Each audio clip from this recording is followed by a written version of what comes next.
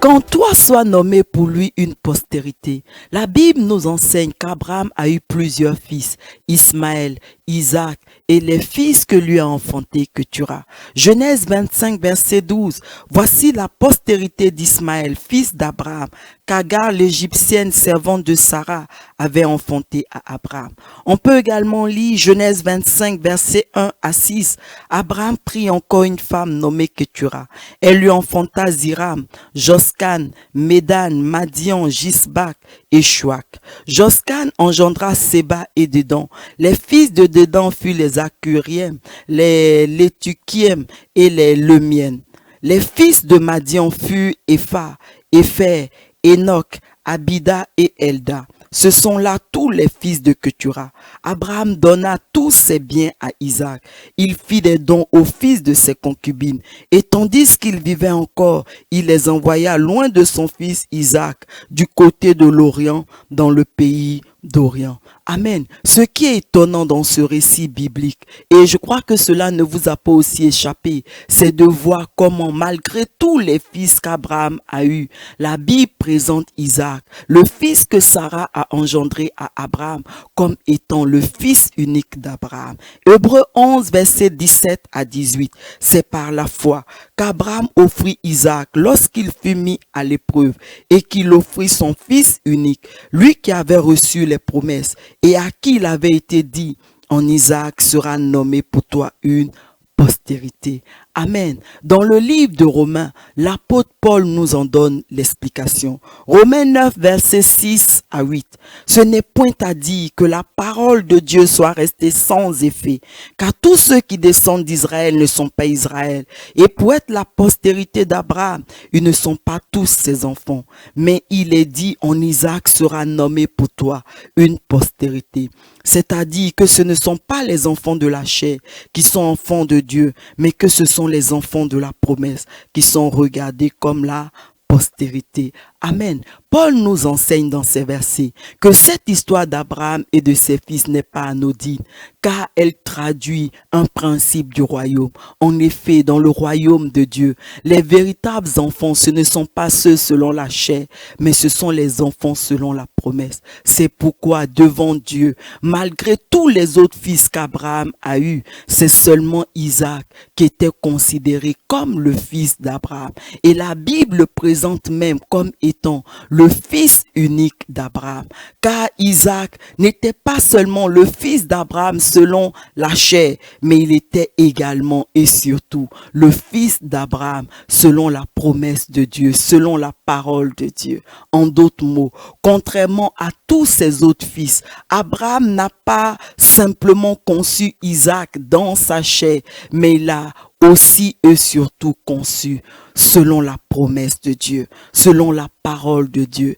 Et c'est cette conception, selon la promesse de Dieu, qui est prise en compte dans le royaume de Dieu. Et pour qu'Abraham soit en mesure de concevoir selon la promesse de Dieu, Dieu lui envoie sa promesse. Genèse 18, verset 9 à 14. Alors il lui dit, où est Sarah ta femme? Il répondit, elle est là dans la tente. L'un d'entre eux dit, je reviendrai vers toi à cette même époque et voici Sarah ta femme aura un fils. Sarah écouta à l'entrée de la tente qui était derrière lui. Abraham et Sarah étaient vieux, avancés en âge, et Sarah ne pouvait plus espérer avoir des enfants. Elle rit en elle-même en disant, maintenant que je suis vieille, aurais-je encore des désirs? Mon Seigneur aussi est vieux. L'Éternel dit à Abraham, pourquoi donc Sarah a-t-elle ri en disant, est-ce que vraiment j'aurai un enfant, moi qui suis vieille? Et au verset 14, y a-t-il rien qui soit étonnant de la part de l'Éternel? Au temps fixé, je reviendrai vers toi à cette même époque et Sarah aura un fils. Amen. Et regardez l'attitude d'Abraham. Il va recevoir cette promesse et s'appliquer à y marcher malgré les oppositions, les blocages et tout l'environnement contraire à cette promesse. Abraham n'a pas renoncé. Il y a cru et bien évidemment, il a reçu l'accomplissement de cette promesse. Abraham a donc conçu Isaac, son fils unique, malgré son âge avancé et la stérilité de Sarah. Et lorsqu'il reçoit Isaac, son fils selon la promesse, Abraham va s'appliquer à lui transmettre cette promesse qu'il a lui-même reçue, afin que Isaac, à son tour, puisse concevoir selon elle, et qu'ainsi, au travers d'Isaac, lui soit nommé une postérité, non pas seulement selon la chair, mais surtout et aussi une postérité selon la promesse de Dieu, selon la parole de Dieu, une postérité aussi nombreuse que les étoiles du ciel et à laquelle nous appartenons lorsque nous venons à Christ. Galates 3, verset 29. Et si vous êtes à Christ, vous êtes donc la postérité d'Abraham, héritier selon la promesse. Amen. De même, après nous avoir créés, Dieu nous a également conçus selon sa promesse, selon sa parole, pour faire de nous ses enfants, les enfants du royaume, les enfants selon la promesse. Galates 4, verset 28. Pour vous, frères, comme Isaac, vous êtes enfants de la promesse. Amen. Et parce que Dieu nous a rendus participants de cette conception, de son œuvre dans nos vies, il nous envoie sa parole, afin que tout comme Abraham, nous puissions la recevoir et nous appliquer à y marcher. Acte 2, verset 39. Car la promesse est pour vous, pour vos enfants, et pour tous ceux qui sont au loin, en aussi grand nombre que le Seigneur notre Dieu les appellera. On peut également lire Jean 1, verset 12 à 13.